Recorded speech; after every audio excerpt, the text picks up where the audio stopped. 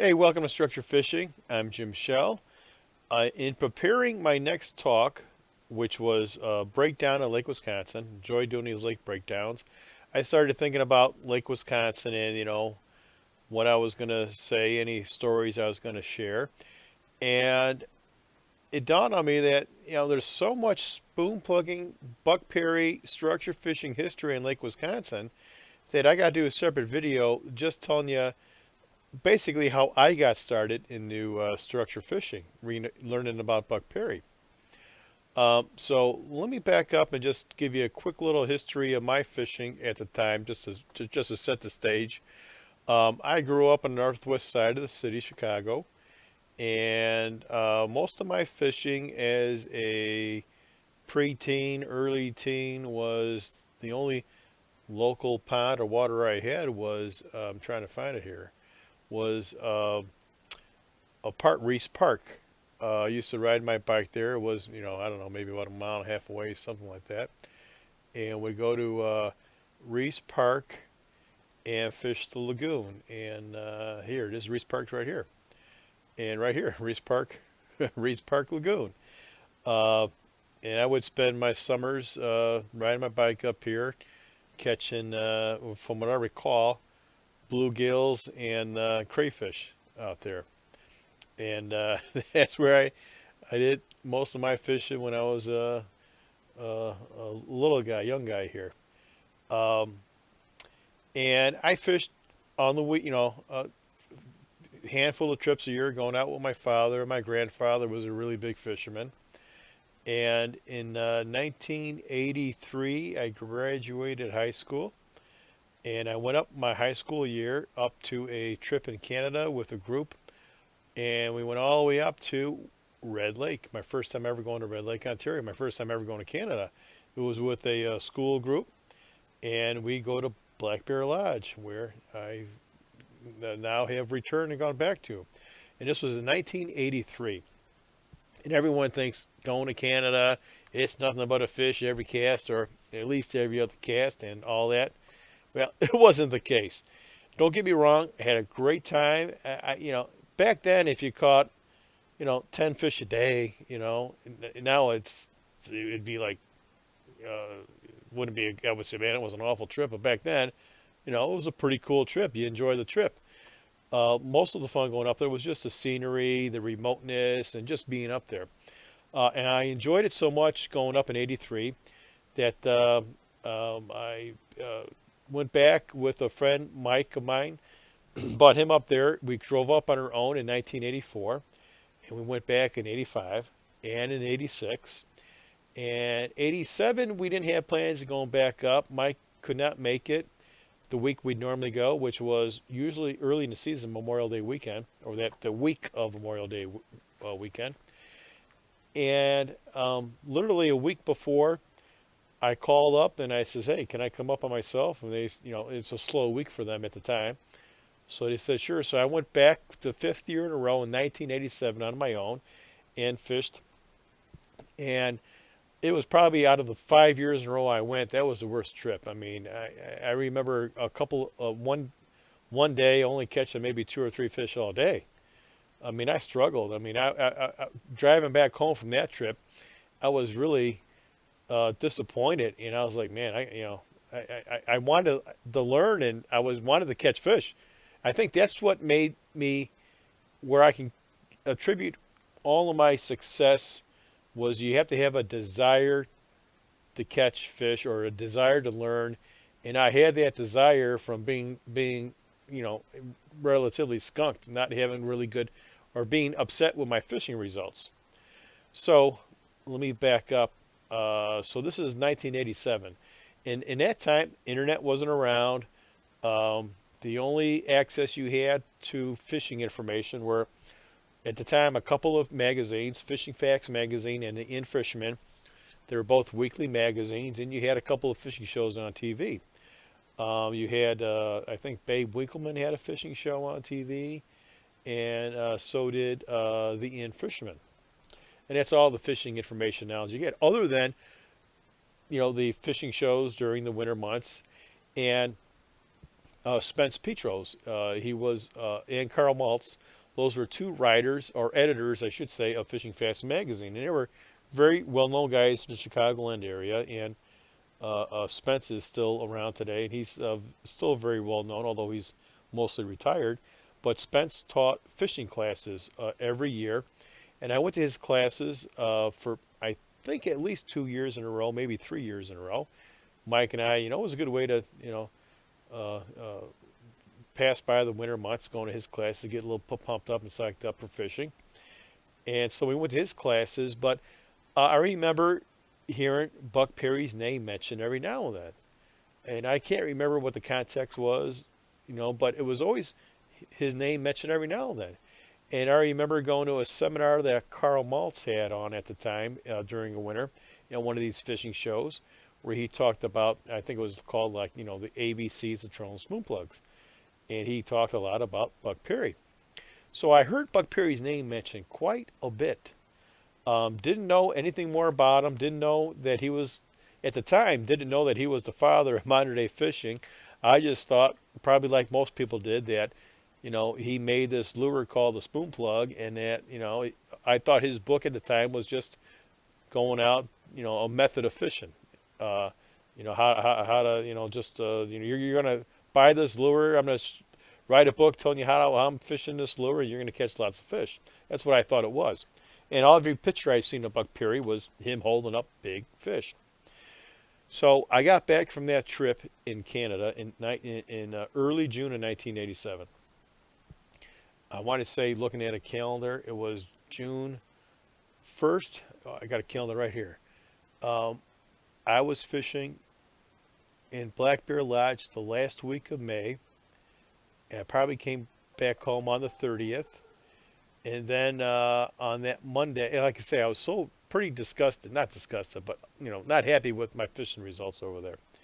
So Monday, June 1st, I went over to my local sporting goods stores. Back then the Bass Pro Shops weren't by us, the Cabela's weren't by us. You wanted to get fishing tackle, you had to go to a mom and pop type store. And that was a store called Ed Shirley's, and I think they had 4 or so locations scattered in the Chicagoland area. And they had one up not too far from me, so I drove up there on a Monday, and they were selling Buck Perry's book. So I went in and bought his book, and I honestly thought that I was just going to be learning about, a method of fishing, how to, jig in or something like that. I didn't know that uh, anything about Buck Perry at the time.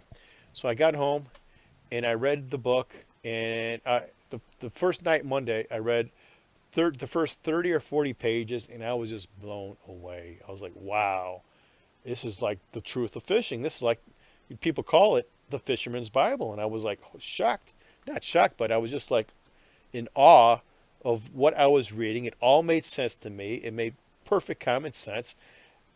Buck talking about how weather affects fishing, light conditions, how watercolor affects how fish move, how fish use structure, how they migrate on structure, migration routes and paths. And it was like, wow, it just made so much sense.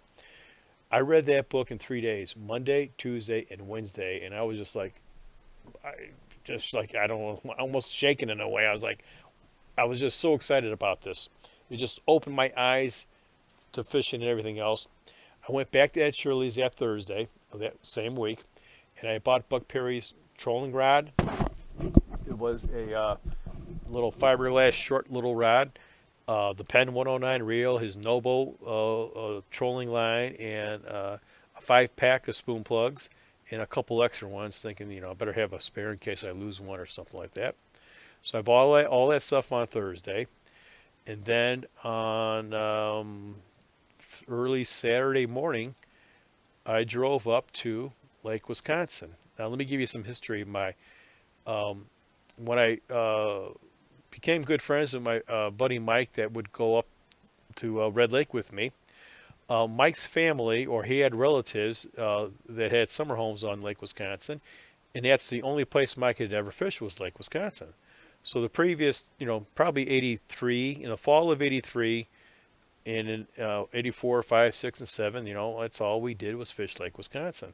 We go up there several times in the spring, a couple times in the summer, and another 3 or 4 times during the fall. And I remember once saying to Mike, let's go to a different lake. We're passing these lakes going up here. Let's stop at one of these other lakes and check it out.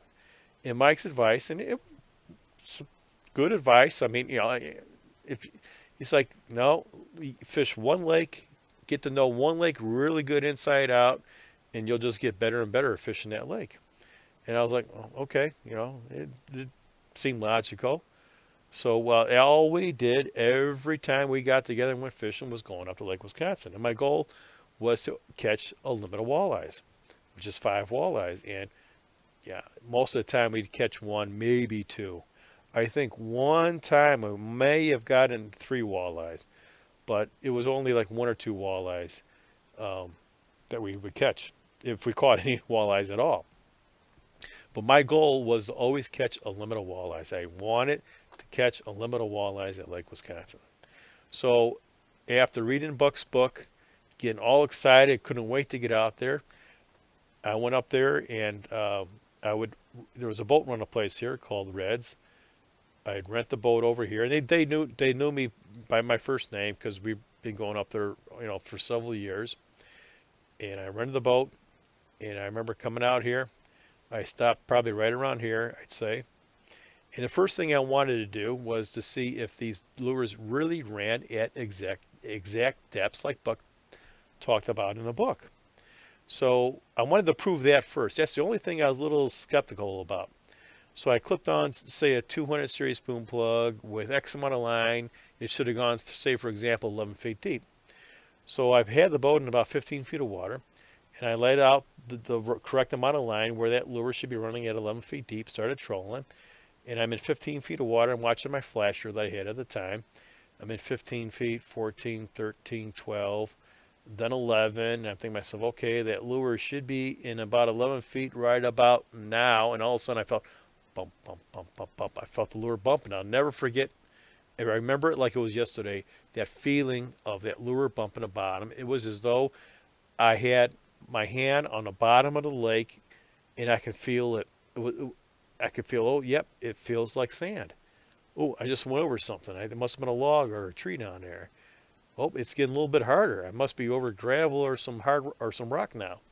It was as though you had eyes and you can see the bottom of the lake and feel the bottom of the lake. I would never forget that feeling of that lure bump in the bottom. It tells you so much. Then I wanted to check another lure, so I reeled that in, clipped on, I think, a 100 series, ran a little bit deeper, repeated the same thing. I think I put a line out where this lure now should have been saying 13 feet deep. And as soon as I hit 13 feet of water, I felt bump, bump, bump, bump, bump again. I was like, wow. So I was convinced that all the other ones were going to run just like the book said with the experiment I did on the first 2. So then I clipped on the smaller one. I would probably start it with a 250, running maybe 6 feet, and started contour trolling that. As soon as I got into 6 feet of water, the lure started bumping bottom. I would slowly turn the boat away till it ran free. Then I would slowly turn the boat towards the shore. And then that was my first time ever trolling spoon plugs. Make the story short, in less than 2 hours, right around 2 hours, I had a limit of 5 walleyes in the boat. It was the best feeling ever. That was my goal for the last 4 or 5 years, to do that. And first 2 hours on the water, after reading Buck Perry's book, I got my first limit of walleyes, and I'll never forget that feeling. Make the story short after that, and I always had this urge and desire to fish all these different lakes that I kept on asking my friend Mike, let's try. Now after I read that book, and it like it opened up the gates. I felt comfortable going to any lake. In that first year I went, the only criteria I had was I obviously had to find a lake that had a boat rental. That was the only criteria I had. If I heard from talking to somebody or read it somewhere that there was a boat rental, that's where was my criteria. I can't remember exactly what lake I fished next, but that first year, I know for a fact, one of the first lakes I fished was Lake Nganza. There was a boat rental place right over here called Brown's. Very nice, like retired lady that lived there, rented boats. I remember going there several times in the next few years, renting boats, going out there. Matter of fact, the first school of largemouth bass I ever tied into was on Lake Gonza. I was off this. There was a short little bar right off this point over here, and I caught like 4 bass uh, in like 15 minutes right off the end of a bar here. Caught some really nice smallmouth bass that first year over here as well too. But every weekend I fished a different lake. It was such a great. I'll never forget that first year. It was such a great experience and just learning so much. I fished Lake Gonza. There was a boat rental that if someone told me about on Lake Colpisa. It was over here. I forgot the name of this one, but I can't recall it. But it was right around here somewhere. Was a boat rental, and we went out and um, my personal best biggest bass to date came from Lake Wabisa. I think it was called in either 1988 or 89. It was a 7 pound, 3.5 ounce largemouth. My biggest largemouth to date. Caught like that second or third year I was structure fishing right here at Lake Wabisa. But I went to a new lake nearly every weekend. Some other lakes I fished that first year, I went to Wind Lake down here because they had a boat rental. Um, I remember right after Labor Day, or no, I think it was Labor Day weekend that year, I went down and fished Shelbyville. I had heard reading literature somewhere. There was a boat rental right over here at this Findlay Marina. Fished Shelbyville. First time ever caught. Remember we caught a lot of largemouth and a handful of walleyes and several white bass. But every weekend I was going to a new lake. And I must say, someone looking over me because I didn't know anything about these lakes at all, other than they had a boat rental. That's all I cared about. But all these lakes I went to, and someone must have been looking over me, all beknownst to me, they all had really good watercolor. Um, and so I was catching fish in all these lakes. I think if I would have gone to lakes that were very clear, really deep weeds, I may not have had the success that I had fishing these darker watercolor lakes. And who knows, I may have been frustrated and given up on it. I'm not sure. But I did fish that first year one clear lake, and that was Lake Geneva, very well known lake in the Chicagoland area. And again, I must have had someone looking over me because the weekend I fished Lake Geneva, we had heavy overcast prefrontal weather conditions. It was probably like the best conditions to fish a clear water lake like that. Heavy overcast. There was a boat rental place at the time, right across the street from his Bigfoot State Park. It was like right around over here. Don't recall the name of it. Went there several times for the next few years and would rent a boat there.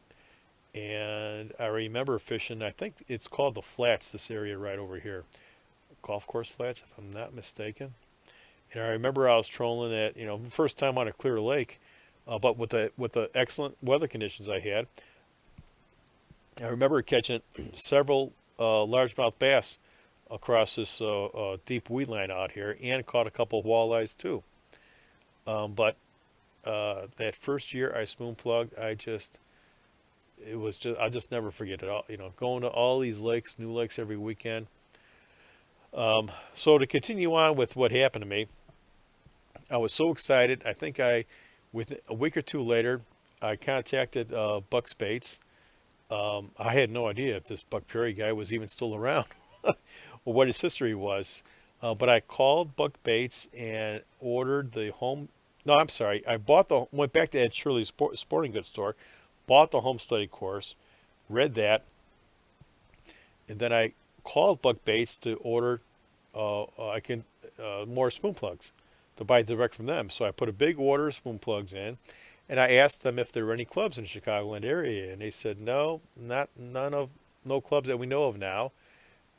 And I says, well, do you have any additional information I can get, or? And they said, well, there's a national newsletter. So I subscribed to that, and she says that we sell all the back copies if you want. And I said, sure, I'll take every back copy you've got. So I think they must have sent me 30 or so copies. I'm not sure. And in one of those copies, and it was a recent copy within a year and a half, in the back page of that specific newsletter, there was all these pictures from a guy that lived close to me in Arlington Heights. It was the Rolls family, Bob Rolls Sr. And I thought, wow, he's in Chicago area. He's not too far from me. I had no idea how many of these, you know, people, that read the book fished like I did. So this was, I want to say, December of '87 or maybe early January of '88. There's no internet, like I said. You wanted someone's phone number, you called up directory assistance and you asked to get the phone number. So that's what I did. I called up and I says, I'm looking for a number for Robert Rolls in Arlington Heights, and they gave me his phone number. So I gave him a call and I told him who I was, and gave him a little history about, or not history, but a little recap of hey, I just bought his book earlier this summer, been going to all these lakes, blah blah blah. I see in the newsletter that you've been doing this too. Is there any kind of club or anything like that? And he says, no, funny you should ask.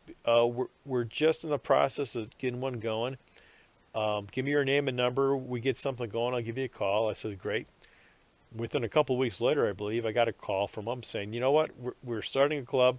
We're having our first meeting in another week, 2 weeks, something like that. I want to say it was the end of January of 1988. So I went there, and I remember I was, a bit intimidated because I was only doing this for a short time, and got there, and there's maybe 10 or 12 people in the room there, and everyone there was, mostly everyone there was probably double, if not triple my age. How old was I? I was 22 years old in '87. Yeah, 22. And I thought, oh, man, I've only been doing this for one year, if not even a full year. All these guys have probably been doing it most of their life. And I remember we went around a room and everyone introduced themselves and a little short recap on what their experience with spoon plugging and Buck Perry's material. And it got to me, and I said, yeah, I just started. I read the book, just back in June. And I went out to all these lakes and, gave them a quick little rundown on some of the fish I caught. And I'll never forget to this day that one of the old timers that was there after I was done looked at me and said, you mean to tell me you did all this out of a rental boat? And I was like, yeah, I was like, it's. But he was shocked that I had so much success out of a rental boat. And I thought, yeah, why not? Buck did fished from rental boats, all the time. But the club started and made several friends that night. Some I'm still very close friends with to this date. And then I started getting involved and finding the whole history of Buck Perry. There were several guys that were there that took classes that were taught by Terry O'Malley. So now I'm getting a whole history, of who Buck Perry was, and then and the Chicago area has some very strong roots for structure fishing, spoon plug and Buck Perry. One of the first guys that worked for Buck to promote spoon plugging was a guy by the name of Terry O'Malley. He's still around today. He's retired. He lives in North Carolina. But back in, I believe, the early mid-'60s, he started working for Buck, doing started doing classes or workshops in the Chicagoland area, and then he worked with him across the country. He traveled and fished everywhere, mostly every state or all over the United States for Buck, mapping lakes, catching fish, doing promotions, workshops, classes, stuff like that. But then I found out, talking to people, that, and I think I may have heard this story directly from Terry himself, that Terry's first time, I think he heard about spoon plugging was from this little pamphlet that came in the, you bought a 5-pack of spoon plugs, you got this little pamphlet, and it's about, I don't know what it is, they're about 20-something pages, 25 pages or so. It's like a very, very, very condensed version of the book. And only a couple of people really understood what spoon plugging was by reading that pamphlet. And one of them was Terry O'Malley. And Terry went out to, and I found this out obviously later, that Terry's first lake he ever fished was Lake Wisconsin. And he went out there, trolled spoon plugs for the very first time at Lake Wisconsin, caught a whole bunch of big walleyes. I believe I heard the story goes several of them that were like in the in the 3 to 6 pound range. Came back to the dock. He never caught a walleye before. Didn't know what they were. Came back to the dock and said, lifted up a stringer, all these big walleyes, and everyone at the dock was shocked. And it's the first time he ever caught walleyes. But that just shows you the history of Lake Wisconsin. It was my first time I ever structure fished. It was Terry O'Malley's first time. And Buck Perry also, I'll put a link in the description below. He made a promotional film for Evinrude Motors. I'm not sure of the exact date, but I want to say it was in the mid to late 50s. Evinrude approached him and do a promotional fishing video for Evinrude Motors. And in that video, I believe he's fishing in 3 lakes. I believe one was Granada Lake in Mississippi. Another lake was either in Michigan or Indiana. I think it was in southern Michigan. I don't recall the name of the lake. And the third lake he fished in this little short video was Lake Wisconsin. You can see him. You go back to satellite view here.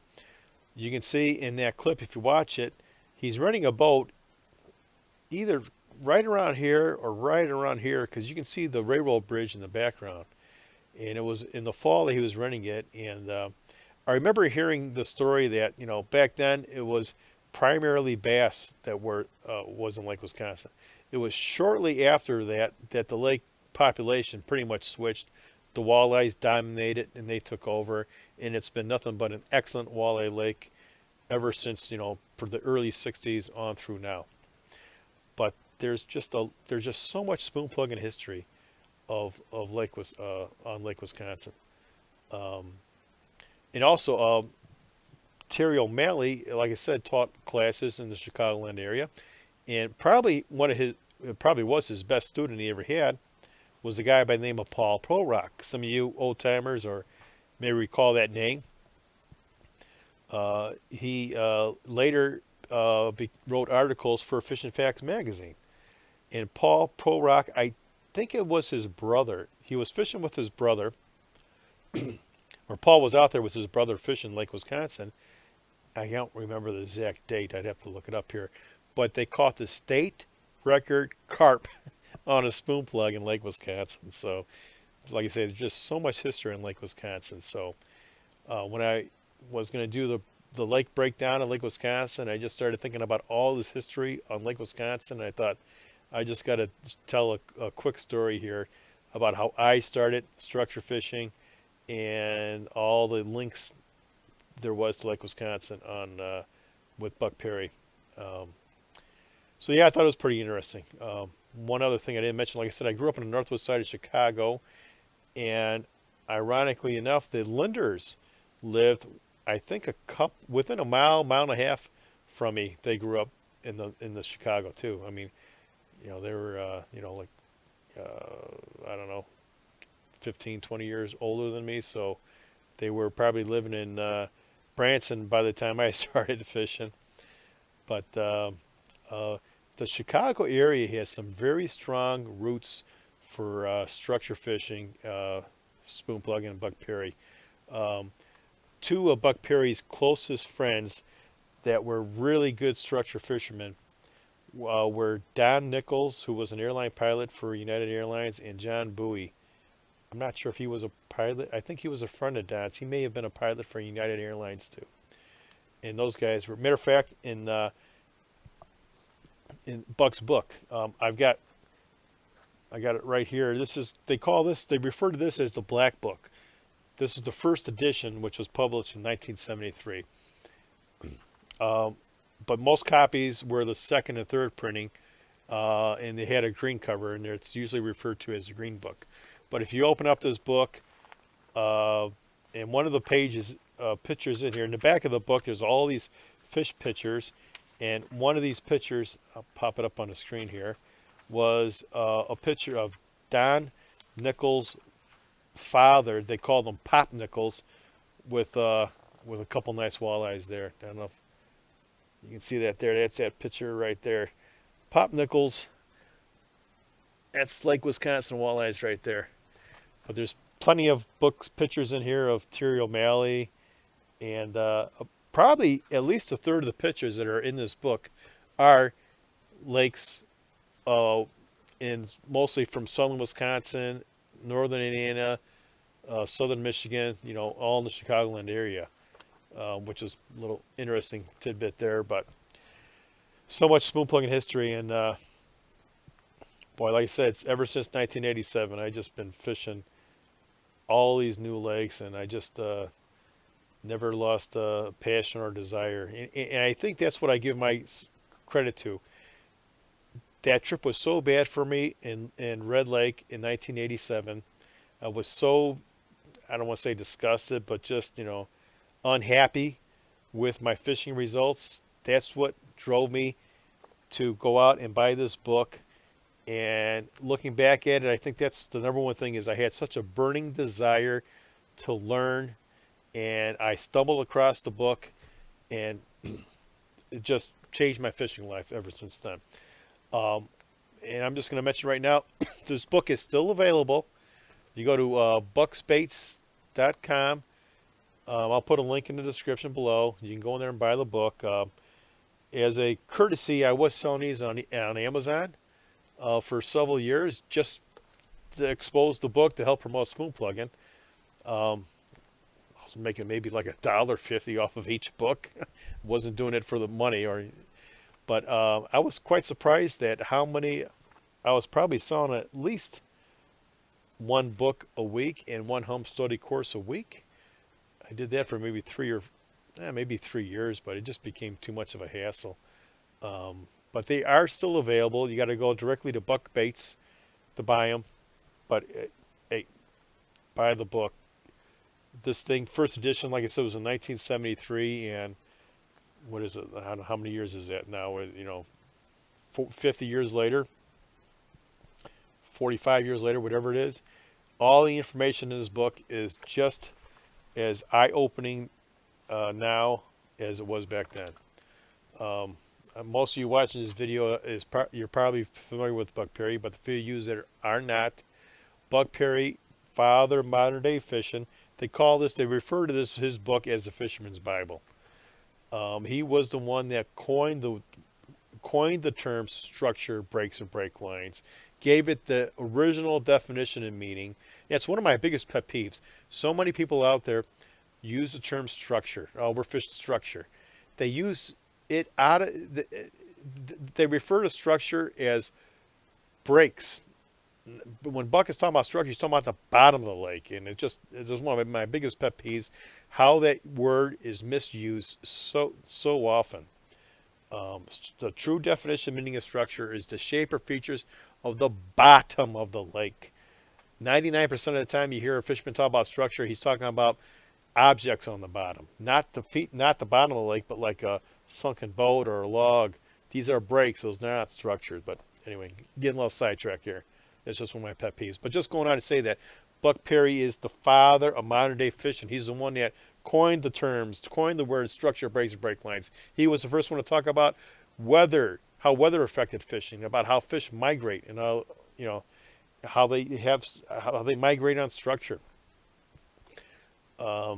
Anyway, for those of you that don't have the book, go out there, look at the link, Buck's Baits, and get the book. All right. I just thought I'd share with you my little history. Oh, I guess going back here. So let me go back here. In 1983 to 87, I went to Red Lake, and I told you how miserable that trip was in 87.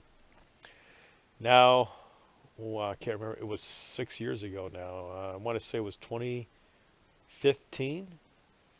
I forgot how old was Casey. He was 10 years old. In 2015, I thought, you know what? Let's go back to Red Lake. Now that I've got all this knowledge on structure fishing and, Let's go back to Red Lake.